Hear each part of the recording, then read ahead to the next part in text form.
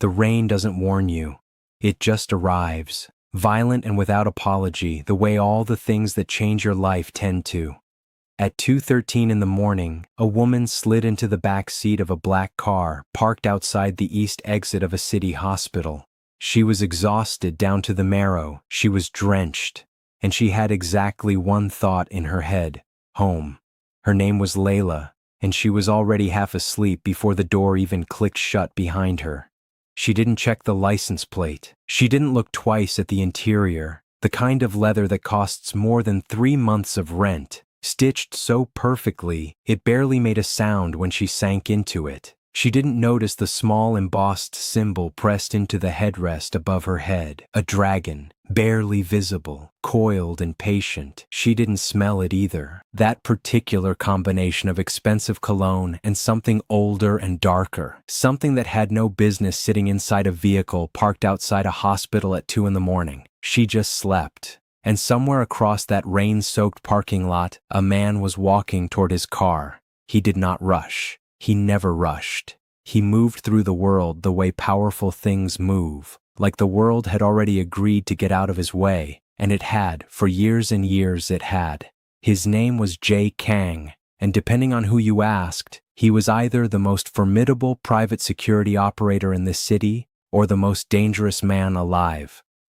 Both answers were correct. He had just come from a meeting that had not ended well for the other person in the room. There was blood on the cuff of his left sleeve, just a small amount, but there. He needed his car. He needed silence. He needed exactly what he always needed after a night like this: control. He reached the car. He gripped the handle. He pulled open the door. And he froze. There she was, curled gently into his back seat, hospital ID still clipped to her scrubs, braids loose around her face, chest rising and falling with the deep and trusting rhythm of someone who had absolutely no idea, not even the smallest idea, whose world she had just wandered into. Jae Kang stood in the pouring rain, hand still on the open door, and stared at her. He did not move for a very long time. 12 hours before she got into the wrong car, Layla was elbow deep in someone else's emergency. That was just a Tuesday. That was just her life. She had been a registered nurse for 4 years, 4 years of double shifts and fluorescent lighting and the particular texture of holding yourself completely still while the world around you falls apart. She was good at it. Exceptionally good. The kind of good that doesn't get celebrated loudly but fills every gap left by understaffed wards and tired colleagues and a system that has always asked more of people like her than it was ever prepared to return. The East Wing ran on Layla's shifts. Everyone knew it. Charge nurses a decade her senior sought her opinion on complex cases. Medical students shadowed her in corridors, hoping something would transfer by proximity. She moved through the ward with the compact precision of someone who had learned to read a room. All 4 patients, all 4 monitors, all 4 expressions, in a single quiet sweep. She worked the way people work when they have something to prove, and no one left to prove it to. Just the work, just the ritual of showing up and being exactly as capable as she knew herself to be, inside a building that had once tried very hard to make her question that.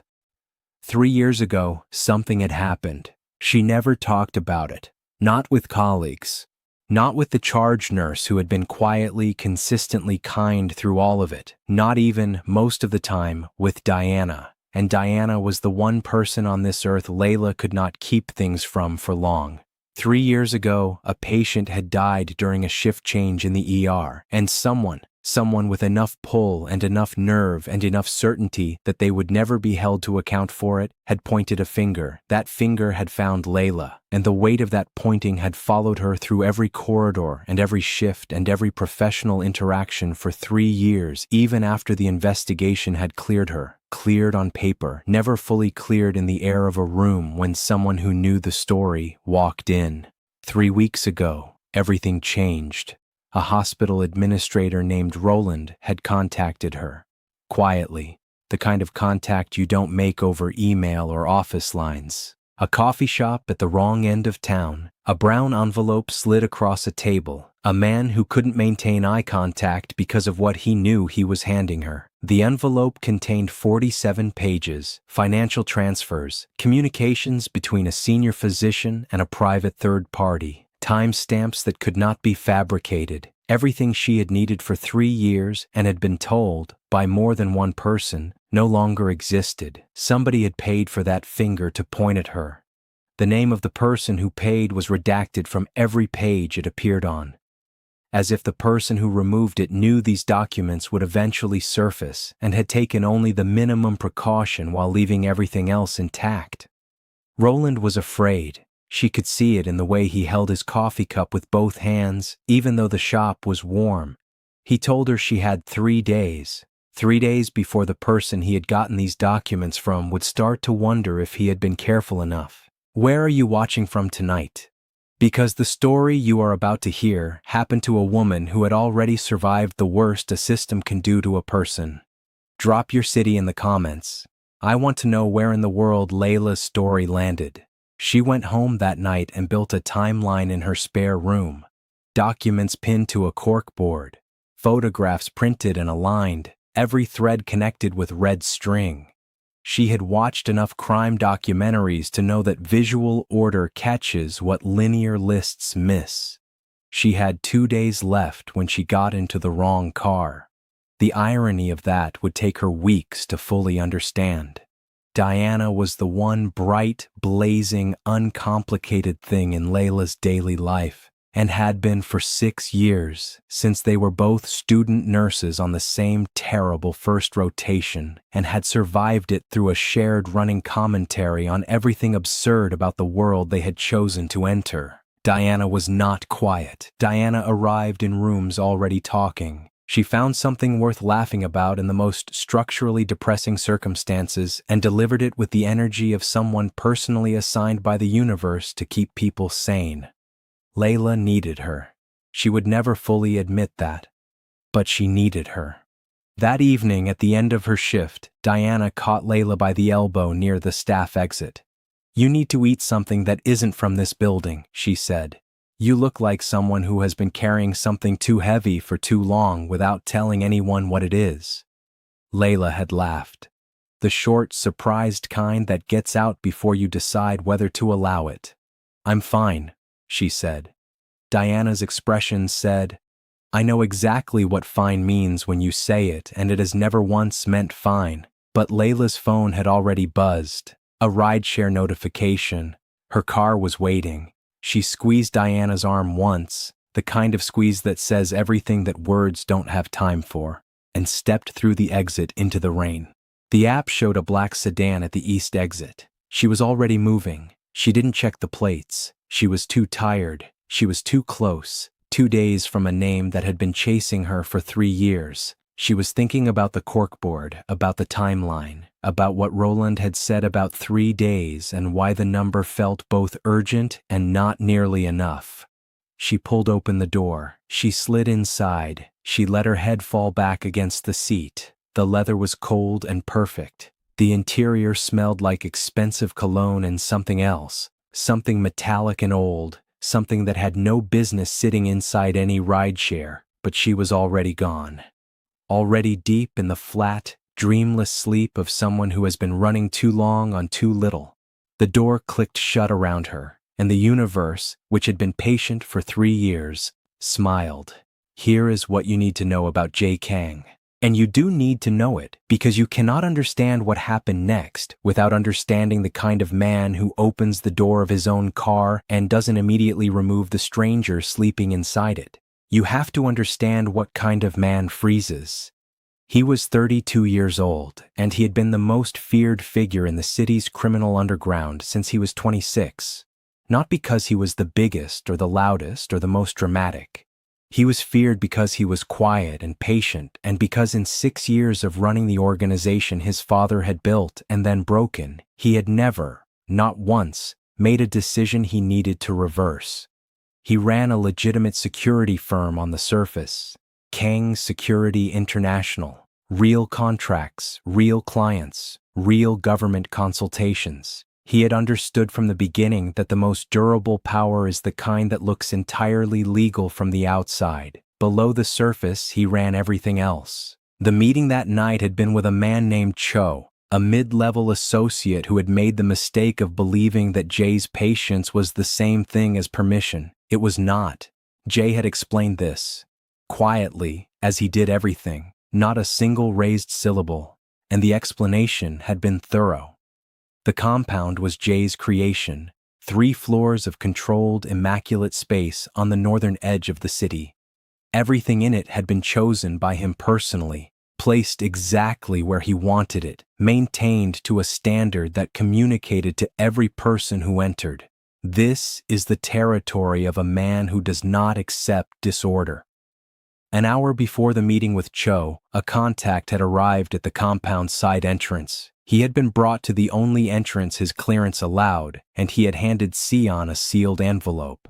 Sion had brought it to Jae. The envelope had Jae's contact's name on the outside. Inside was the name Jae had been building toward for 3 years. Jae had held the sealed envelope for a long moment, set it on the table, looked at it, then picked it up, placed it in his inside breast pocket, and gone to his meeting with Cho. He didn't open it before the meeting because the meeting required his full attention. He didn't open it after because Sion was present, and he had, for the first time in as long as he could remember, needed a moment alone before he read what was inside. 3 years of his life were in that envelope. 3 years of grief converted entirely into purpose. His younger brother had been 24 years old. He had been studying architecture. He had been the one person in the world that Jae had allowed himself to love without condition, without calculation, without armor on, and he had died in an emergency room on a Tuesday night, and the official explanation for that death had never, not for a single day, satisfied Jae. He had converted the grief. That was the only way he could describe it. On the rare occasions he described anything to anyone, he had taken the grief, which was enormous, which was the largest thing he had ever felt, and he had built a machine from it, a machine pointed at the truth. He was going to read the name when he got to his car, in the silence of the back seat, alone. Before we go any further, I need to ask you something. Jae has been hunting the person responsible for his brother's death for 3 years. He is 1 second away from reading a name. Do you think Layla is actually responsible for what happened? Or is someone using her name as a shield? Drop your answer in the comments right now. I want to see where you land before this story shows you the truth. He crossed the lot. The rain hit the shoulders of his jacket and ran in clean straight lines down the dark material. He didn't raise a hand to shield himself.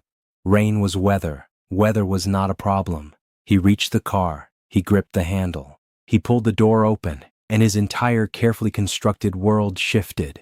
She woke to silence, not the silence of her apartment, the kind with street noise underneath it and the faint hum of the refrigerator and Diana's occasional 1 a.m. texts bleeding through the wall. This silence was architectural, designed, the kind that buildings produce when they have been constructed specifically to contain it. The ceiling above her was high and clean. The light was warm, actual warm, not fluorescent warm, falling from recessed fixtures into a room that was large, impeccably arranged, and contained absolutely nothing that suggested she was anywhere she should be. She stood. Her hospital badge was still on her chest, her shoes still on. She reached into her scrub pocket, phone still there, but the screen showed 0 signal, complete dead zone. She moved to the door and pressed the handle. It opened, which was interesting. Either they weren't concerned about her leaving the room, or they were completely confident she would not be able to leave the building, or both. She stepped into the corridor. Dark hardwood floors, walls the color of charcoal and slate, low ambient lighting that made everything feel like the inside of a very expensive watch. She moved right because the left curved away into darkness, and she had learned in 4 years of ER nursing that you always move toward the light source first. A man was standing at the end of the corridor, not standing, positioned. The way soldiers stand. The way people stand when standing is an instruction rather than a rest. He was broad, completely still, and his eyes tracked her the moment she appeared without his head moving even a degree. She didn't know his name yet. She would learn it. But in that moment, he was simply the wall between her and the exit, and she assessed him with the same rapid clinical efficiency she applied to new patients: threat level, likely response to provocation, alternatives. "Good morning," she said. She had decided in the corridor that she would not signal fear. Not because she wasn't afraid, she was. A cold and measured kind of afraid that she recognized as the useful kind, but because fear is a language and she was not going to teach it to the first person she met in this building. Sion said nothing. His expression was that of someone who had already made a decision and was waiting for the appropriate moment to implement it. "I need to leave," Layla said. "I got into the wrong car last night. This is a mistake. I have a shift in 6 hours and I would like to go home." Still nothing, but his eyes moved, just fractionally, to a point behind her and to the left. Someone else was in the room. She turned. Jae was standing in the doorway of what appeared to be a study. He was not dressed for sleep. He was in a different suit, dark navy, pristine, as if the night had been one unbroken period of wakefulness and discipline. He was holding a cup of black coffee with both hands, and he was looking at her with an expression she could not immediately classify. Not threatening, not welcoming, something between the careful look of a man solving an equation he had not expected to encounter at this hour. "You're awake," he said. His voice was quiet, measured and low, the kind that moves through a room without effort. "I need to go home," she said. He did not respond immediately. He looked at her for a moment. Then, "Sit down." "I don't want to sit down." "I understand that," he said. "Sit down anyway." It was not a threat.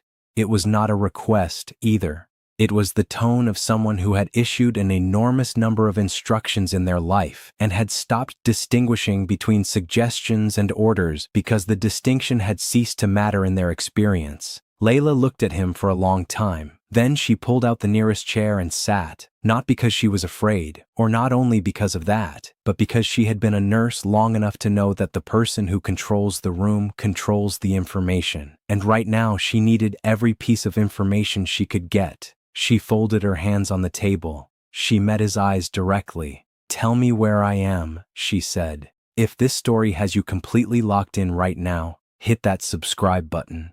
New stories like this one drop regularly on this channel, and you do not want to miss what's coming."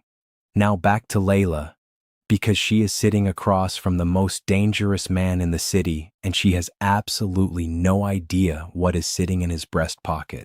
Jae set his coffee down. He sat across from her, not the power seat choice of a man asserting dominance, but the deliberate choice of someone who had decided this conversation required proximity. He studied her face for a moment. She let him. She was studying his right back. "You are at a private residential compound on the north side of the city," he said. "You are not in danger." "I'm in an unfamiliar building I didn't consent to enter," she said. "Without phone signal, with a man in the corridor who looks professionally trained to prevent people from leaving. I get to define whether I'm in danger. That's mine." Something moved in Jae's face, just briefly. The faintest recalculation, as if the result had surprised him. "You got into the wrong car," he said. "I'm aware. My driver was not at the hospital last night. My car was there because I was there, a meeting nearby. I came back and found you. And instead of waking me in the parking lot, you brought me here." A pause. It was 2 a.m. The rain was heavy. "You were alone." "And," she said. He was quiet for a moment. Then, "I made a decision." Her hospital badge was on the table between them. Someone had removed it, gently by the clip, and placed it while she slept. Her name and photograph and department visible on the white card. She reached across and took it back, clipped it to her chest. He watched this without expression. "My name is Layla," she said. "I'm an ER nurse. I have nothing to do with whatever this place is or whatever you do here. I got into a car I thought was mine. That is the entire story." "I know," Jae said, very quietly. There was something in the way he said it, not reassurance, not dismissal. Something weighted, something that sat differently in the air than the rest of his sentences. "Then let me go," she said. He was quiet for a moment. In the corridor, Sion's absolute professional stillness was audible as a texture rather than a sound. "My associate needs to confirm a few things first," Jay said. "Standard protocol. I'm not a threat to your building." "I know that too," he said. There it was again.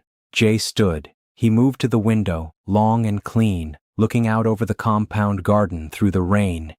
He reached into his inside breast pocket. He looked down at the sealed envelope he had been carrying all night. He had not opened it.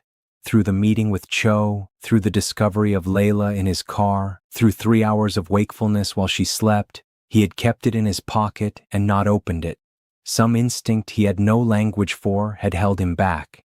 He opened it now. The card inside was small, his contact's handwriting, careful small block letters, 3 lines, the institution, the date, the name. Jay read the name. He read it again. He did not move. Not even the breath he had been holding moved. Then his eyes traveled, very slowly, as if his body were afraid of what confirmation would mean, to the table where the badge had been sitting moments before. Her name, right there, in clear black print on a white hospital badge, clipped back to her chest. The same name, letter by letter, exactly the same. The woman he had spent 3 years and half his resources and every quiet hour hunting. She was sitting at his table. She had climbed into his car in the middle of the night, in the rain, gone to sleep and been here when he woke up. 3 years. Here she was. Jay folded the card, put it back in his pocket. He turned from the window and looked at Layla, who was watching him with those dark, direct, completely unafraid eyes. And for the first time in 3 years, Jae Kang did not know what his next move was. The next 2 hours were the strangest of Jay's life. He did not confront her with the name, not immediately. He needed, and this was a sensation so unfamiliar he almost couldn't classify it. He needed to think, not calculate, not strategize, think about the fact that every version of this moment he had built over 3 years had included one thing that was now completely absent from the room. He had imagined anger. He had imagined facing someone who would recognize the weight of what they had done and wilt under it. He had imagined, in some of his darker hours, something worse. He had not imagined a woman who looked back at him like an equal, asked direct questions, and reached across the table to retrieve her own badge before he could decide whether to return it. He had not imagined her. Layla, for her part, knew something had shifted. She didn't know what. She had watched him go to the window, watched him open the envelope she hadn't missed him carrying, watched something happen to his face that he had immediately, with great visible effort, shut back down. She had enough clinical experience reading people under pressure to know that what had happened inside him in those seconds was significant. She filed it, kept her expression level, waited. A nurse's most underrated skill. The ability to sit in a room where everything is wrong and look like the calmest person in it. Sion entered 40 minutes later with a tablet and a look that, on his carefully controlled face, communicated urgency without expressing it. "We have a problem," Sion said. He did not look at Layla. He looked at Jay with the focused attention of someone delivering information in code. Jay nodded once. They moved to the study. The door closed. Inside, Sion placed the tablet on the desk. On the screen, photographs taken remotely through a window of Layla's apartment. Not the apartment itself. The spare room. The corkboard. The timeline. The red thread connecting documents and printed records in a careful, systematic pattern. "Our sweep of her background flagged her home network 2 days ago," Sion said. "Last night when she was brought in, we ran a full background." He paused. "She has been investigating the same event we have." Jay went very still. "She is 48 hours from the name," Sion said. "She doesn't have it yet," Jay said. "No, but the administrator, Roland, has the unredacted version. and he appears to be preparing to hand it over. They had been investigating the same person, from opposite sides of the same wound. Jae sat with this for a long moment. Then he walked back to the main room. Layla looked up when he entered. That steady, direct look. "You have a corkboard in your apartment," Jae said. She went very still. "You have documents, a timeline, red thread." He sat down across from her. "You have been investigating a physician connected to an event 3 years ago at your hospital. You are 48 hours from a name." The silence that followed was complete. "Who are you?" Layla said. Her voice was level, but the thing underneath it, the first tremor of something that was not composure, was audible. "Someone who has been investigating the same event," Jae said. "For 3 years, from the other side." She looked at him, the whole weight of what he had just said settling into the room one layer at a time. "The other side," she repeated. "The patient who died was my brother," Jae said. The room became very quiet, not the designed silence of the compound, something else. The silence of two people who have just discovered that the thing they have each been carrying alone is actually one thing, shared, that neither of them was supposed to be carrying at all. Layla looked at him for a long time. Her expression moved through 3 things in quick succession: fierce processing, then dawning realization, then something that looked briefly like grief. "You thought it was me," she said. He didn't answer. Which was an answer. "You thought I was responsible." He still said nothing, but his eyes did not move from hers. And in that stillness, the completely different quality of this stillness, nothing calculated about it, she saw something that was almost just barely the beginning of an apology. She stood up, not aggressively. She didn't slam the chair, didn't raise her voice. She simply stood, and the standing was a statement. "I need to go home," she said, "right now." "I understand." "No." The word was flat and final. "You don't get to say you understand. You have been building a case against me. For 3 years. You thought I was responsible for your brother's death, and you have been—" She stopped, recalibrated. The fury was there, immediate and entirely earned, but she was not going to let it run without direction. "What exactly have you been building toward, Jae?" The use of his name, just his name, without title or deference, was deliberate. He received it as such. "The person who paid the physician," he said carefully. "I was building toward them. You were adjacent." "Adjacent?" She repeated the word with a precision that made it sound exactly as inadequate as it was. Jae stood. He moved around the room, the slow circuit of a man who thinks better in motion. "I did not intend to harm you. You just intended to find out who I was and use it." "Yes." "And now?" He stopped moving. He looked at her directly. "Now I know what you know. And I know what you don't know yet. And the 48 hours you have before Roland gives you that name, they matter. Because the person whose name is on that card is not someone you want to walk toward alone." She looked at him steadily. "Why?" "Because they know you're close. That's why Roland gave you 3 days, not generosity, a warning." Before she could respond, the door opened.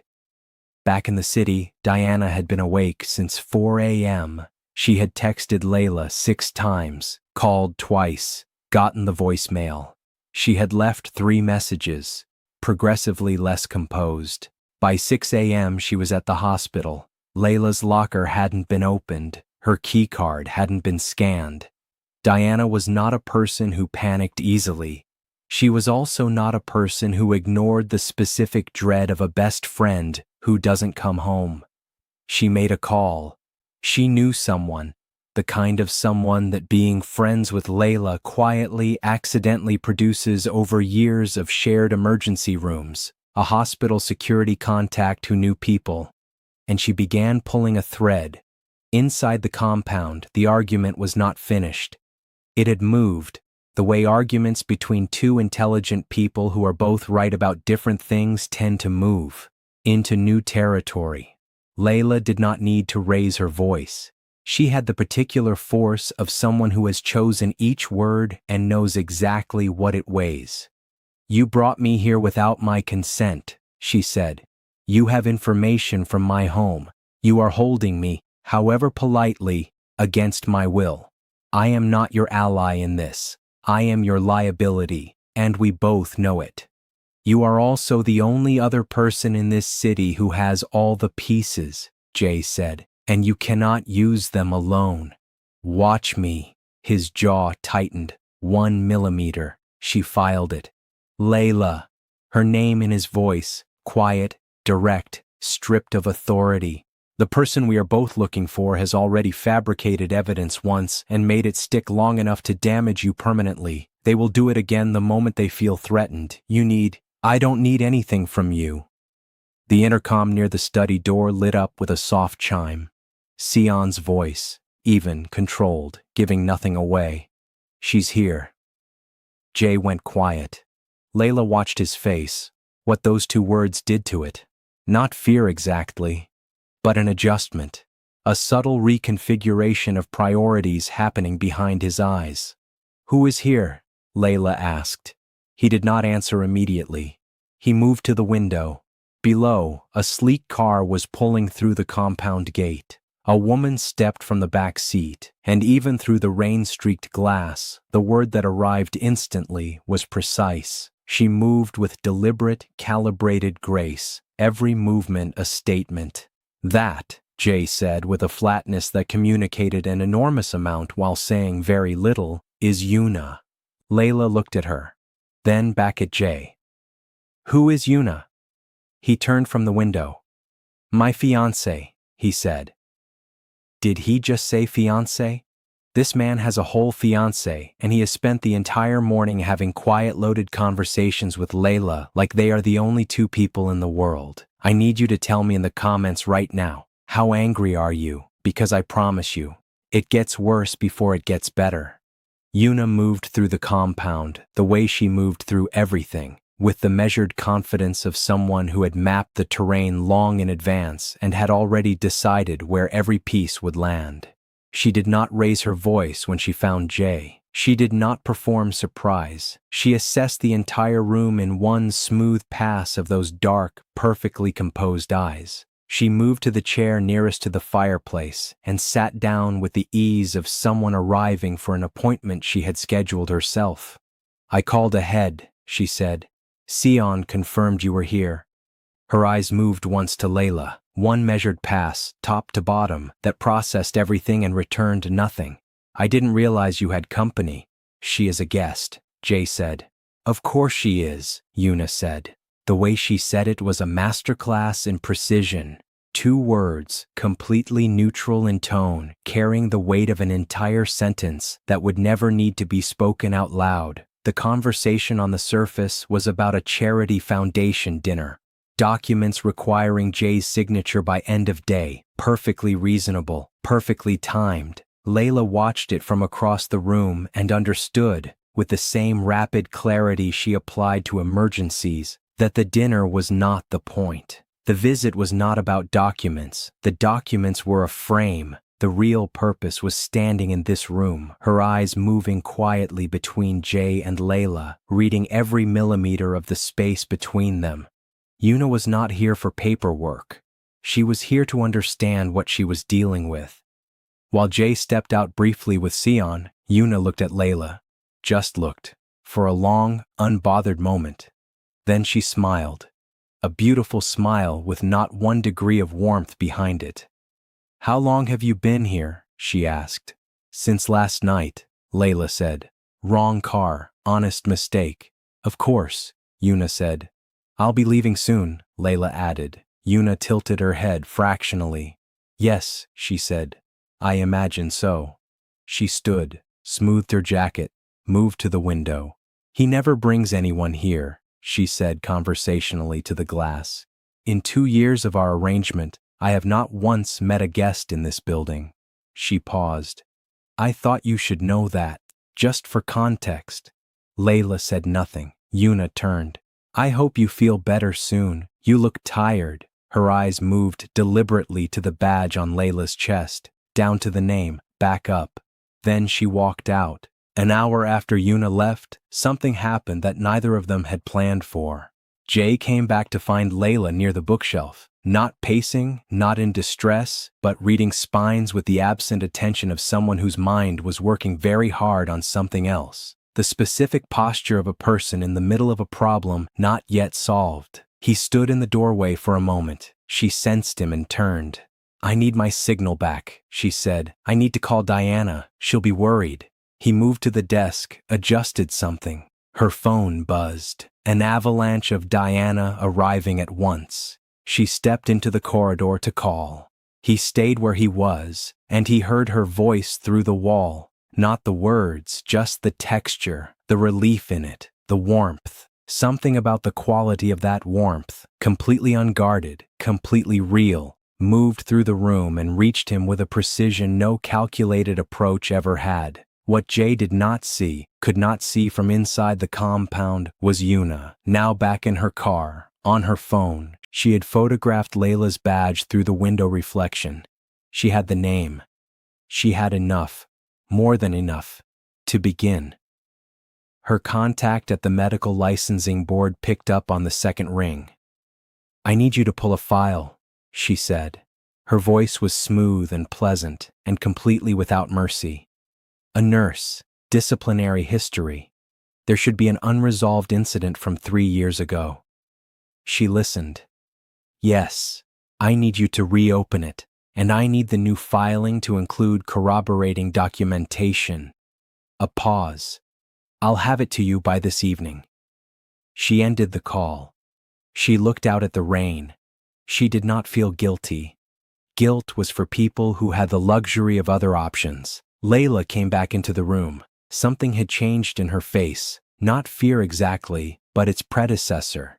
Diana says someone was at the hospital asking for my personnel file, she said. A woman, elegant, Korean, asked to see my records and was told no and did not seem bothered by that at all. She looked at Jae. He was already standing. Yuna, he said. It was not a question. Yuna has the name, she has the contacts, and she is about to use both of them. Tell me in the comments, do you think Jae is going to protect Layla, or is he going to choose the life he built? I want your prediction before this story makes the turn, because it is making the turn right now. He told her about his brother that night, not as strategy, not as negotiation, though she watched his face carefully for that, watched for the calculation she had been learning to read in him all day. This was not that. He told her about Min. His brother's name was Min, 24 years old, architecture student, the kind of person who had a way of being in a room, present in it, genuinely interested in the specific details of every person inside it, that made everyone around him feel briefly more real. He had been their mother's favorite, and their mother was now a woman who had lost everyone she had built her world around, and Jae had been trying, in the 3 years since Min, to be enough of a family for her. They told me there was a complication during treatment, he said. They gave me a form with medical terminology and a blank space for my signature, and a nurse who could not maintain eye contact. Layla was very still. I spent 2 months accepting what I was told. Then I stopped, because the form had language that didn't match the timeline, and the physician who signed the death report had a history I was not supposed to be able to access. But I can access things I am not supposed to. He paused. I found that someone had paid him to misfile, to misrepresent what happened in that room. He looked at his hands for a moment. And that the last name on Min's chart was yours. She let this settle. She did not rush to fill the silence. I was blamed for a patient's outcome 3 years ago, she said. Her voice was steady in the way that takes an enormous amount of work to maintain. I was cleared, but the investigation left marks. There were people who kept the whisper alive. She paused. I always knew there was a hand behind it. I never had proof, until Roland. It wasn't you, Jae said. quietly, as if the saying of it, out loud, plainly, without qualification, was the thing he had owed her for 3 years without knowing it. "I know it wasn't me," she said, "but thank you for saying it." The room held this for a moment that felt much longer than it was. Then the door opened. Sion entered with his phone held out, and the look on his face, the first real crack in his professional stillness all day, made the temperature of the room drop before either of them had read the screen. A notification from the medical licensing board, a formal complaint filed at 7:14 p.m. that evening. Nurse cited by name, by institution, by the incident 3 years ago, with new supporting documentation attached. The documentation appeared on its surface to be official hospital records. The documentation was fabricated, but it was very good fabrication. Layla read it twice. Her face went through 3 things and arrived at a stillness so complete it was almost frightening. "She filed it with new evidence," Layla said. "Flat, clinical." "Yes," Sion said. "From records that don't exist." "They appear to exist now." She set the phone down very carefully. She looked at Jay.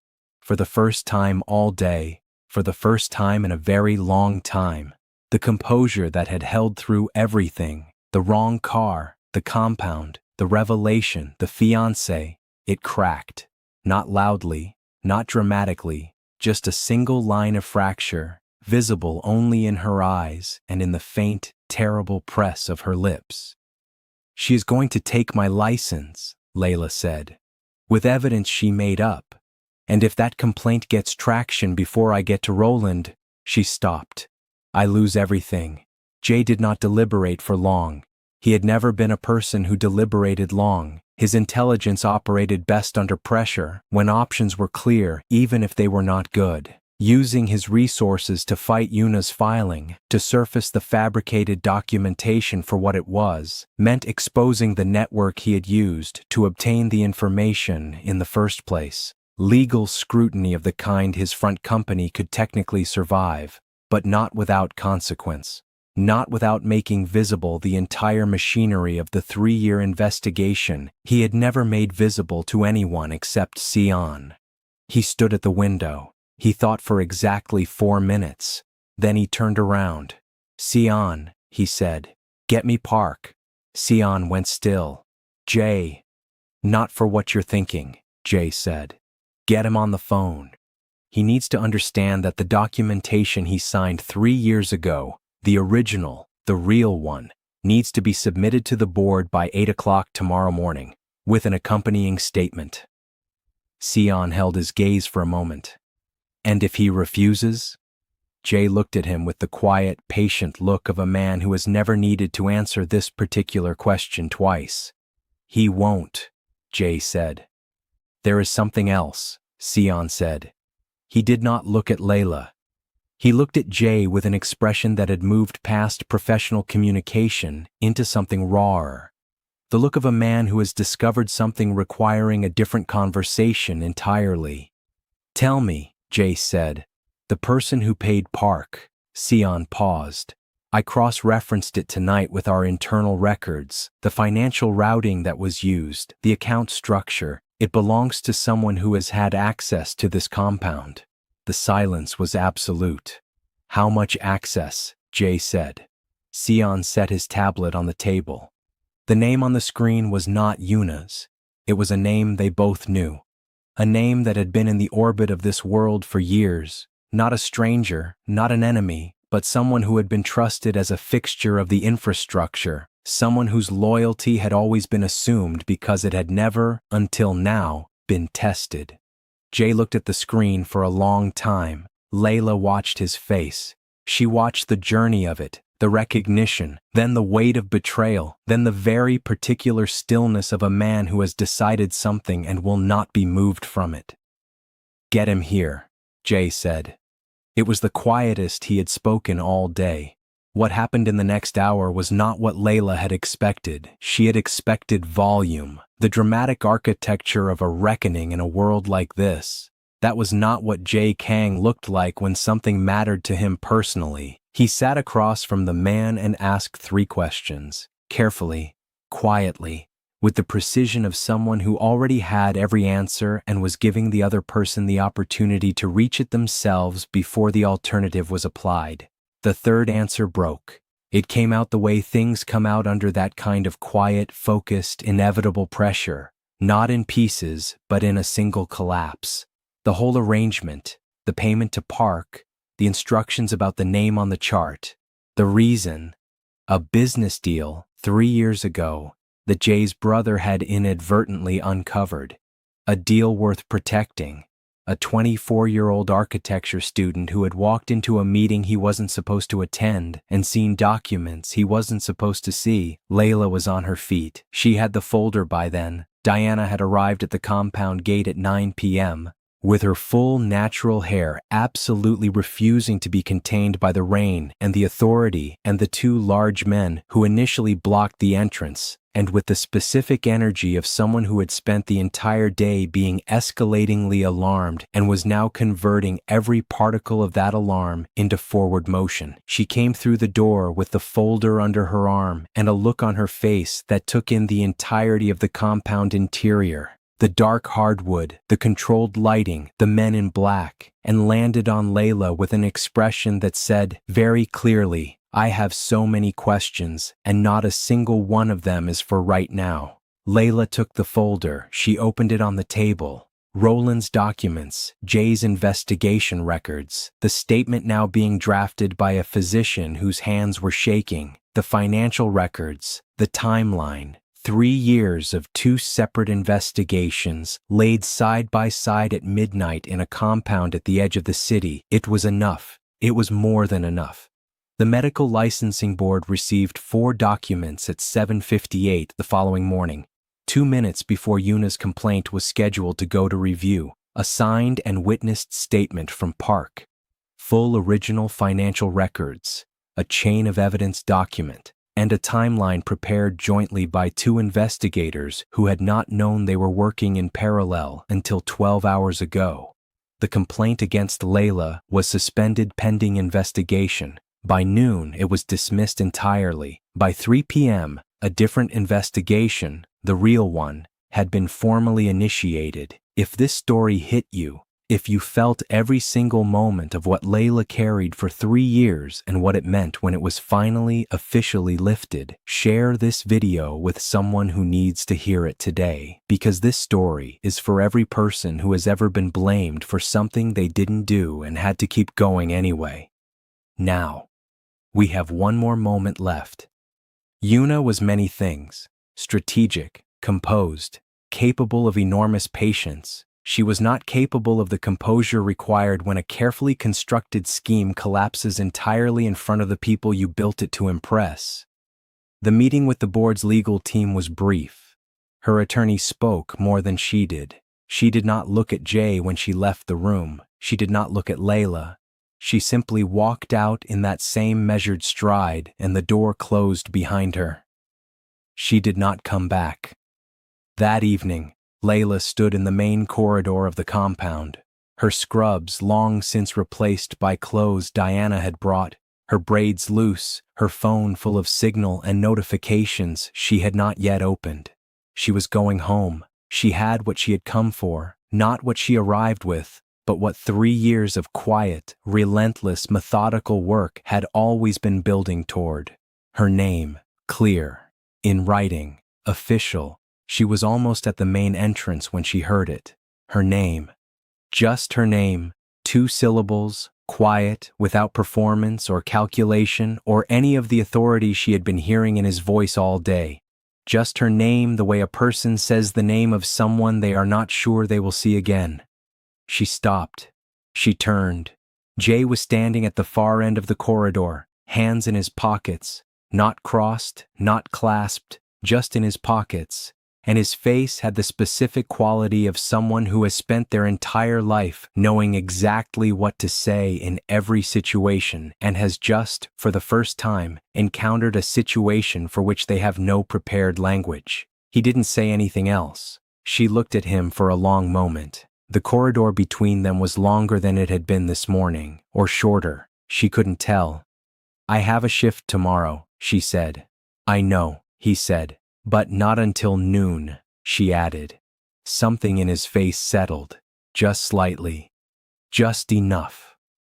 Diana appeared in the doorway behind Layla, took one long look at the length of the corridor and the two people standing at either end of it, and very quietly retreated back the way she had come. The screen goes dark. She got into the wrong car. And then the most dangerous man in the city opened the door and froze. And now you know why. You know what was in that pocket. You know what was on that corkboard. You know whose hand was behind 3 years of someone else's pain. But here is what you don't know yet. What happens in that corridor when Layla stays until noon. What Jae's empire looks like on the morning after the reckoning. And whether the thing that started with a wrong car becomes the most right thing either of them has ever walked into. Part 2 is coming. And if you are not subscribed, you will miss it. Hit subscribe right now, because this story is not finished.